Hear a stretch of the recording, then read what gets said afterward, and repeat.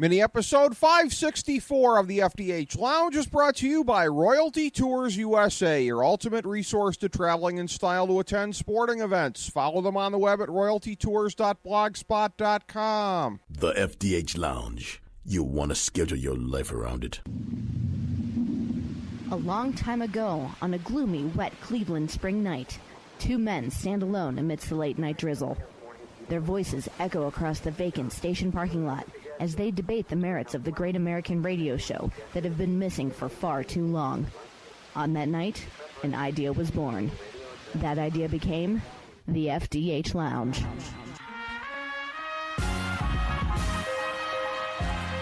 Welcome to the FDH Lounge. Welcome to FDH Lounge, mini episode number 564. This is FDH managing partner Rick Morris here with our preview of the Mad Men series finale titled Person to Person.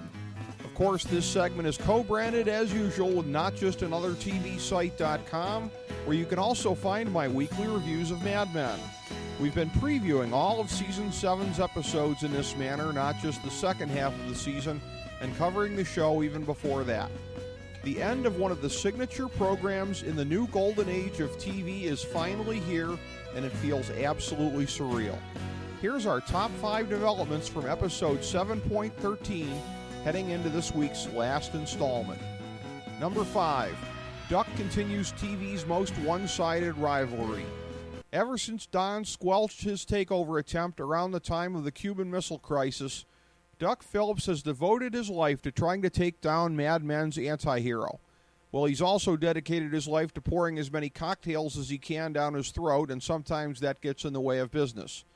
Duck showed up at McCann on the pretext of helping to replace Don as he did in late '68, and maybe that's even true, but his main work consisted of moving Pete over to Learjet. Regardless, it's inevitable that Duck's latest appearance will be greeted with a disinterested shrug from Don, who willingly vacated his job this time. Of all the sad Mad Men characters, Duck must be near the top of the list, pouring such energy into working against a man who barely cares that he even exists. Number 4, McCann killed Sterling Cooper but isn't really absorbing it. Pete's sudden departure, combined with Jim, Joan, and Don leaving in their own disparate ways, leaves just the checked-out Ted and Roger among the partners still remaining. Sure, Peggy, Stan, and some others will still be around, presumably, but the notion that McCann would be the new collective workplace for most of the cast in the 1970s has already been proven wrong. In a way, it lends even more pathos to the death of Sterling Cooper, which had the talent to remain a strong industry player, even though the backroom drama was insurmountable. Number 3. What's more surprising, Pete's happy ending or the sense that it was a feel-good moment? The ice had seemingly been melting a bit for Pete and Trudy recently, and via her drawings in school, Pete had been made aware that his daughter was viewing him as a distant figure. But the revelations that he received from observing the machinations of Duck and Bud seemed to formulate the positive philosophies that he needed to redeem himself with his family and start new in Wichita. It's very interesting that as Don himself is shedding the skin of his false identity and embracing his inner Dick Whitman, the character who most aspired to be like Don has recognized the error in his ways. When Don hears about this development, he'll no doubt nod approvingly. Number 2, Don's journey of self-discovery takes more odd turns. This installment of the Don Draper American Heartland Tour saw him unburden himself of his Korea shame, live his nightmare of being accused of a crime, and sternly advise a kid that he saw as a younger version of himself.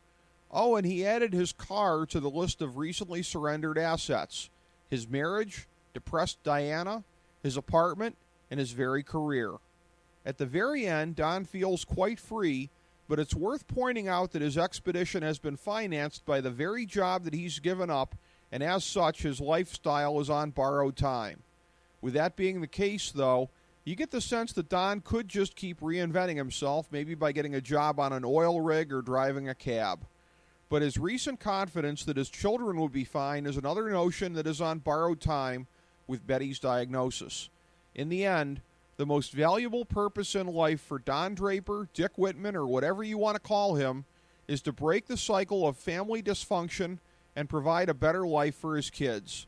The Francis household is about to be deprived of their matriarch, and Don has to become the central figure in the lives of Sally, Bobby, and Jean once and for all.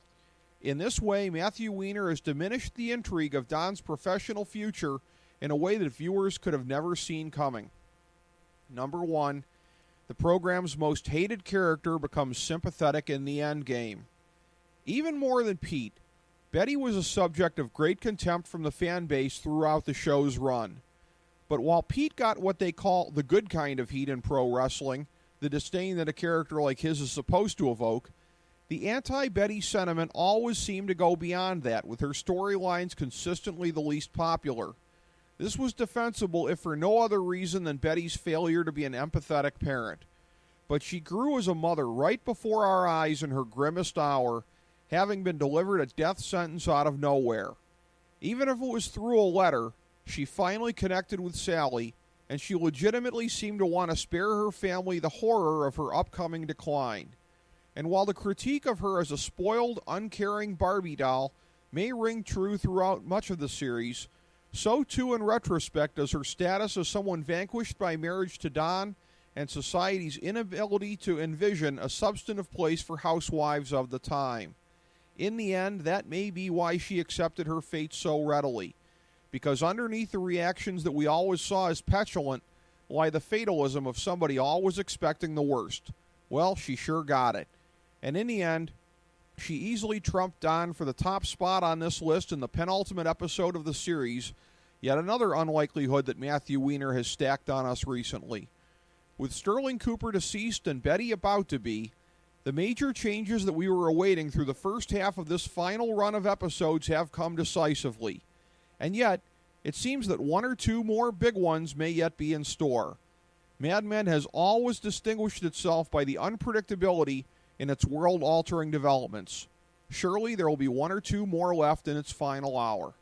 Thanks for tuning in to this mini-episode of the FDH Lounge. As we bring the show to a close, we would like to extend our deepest gratitude to NBC, CBS, ABC, Fox, all Clear Channel affiliates, TNT, TBS, USA, UPN, Deadspin.com, YouTube.com, YTMND.com, MySpace.com, various blogs, Fox News, CNN, CNBC, MSNBC, IamBoard.com, Billboard.com, Google.com, ESPN, ESPN2, ESPN News, ESPN Classic, NBA TV, NFL Network, Sports Time Ohio, Athlon Magazine, Comedy Central, Cartoon Network, The Boomerang Channel, QVC, BET, The Spice Channel, Steno Notebooks, Manwich, Papermate Office Supplies, Waitresses, Strippers, Bartenders, Garbage Men, Janitors, Microwave Popcorn, the writers of The Office, Scrubs, Entourage, My Name is Earl, Oz, Metalocalypse and the Boondocks, Aquafina, and The Periodic Table of Elements.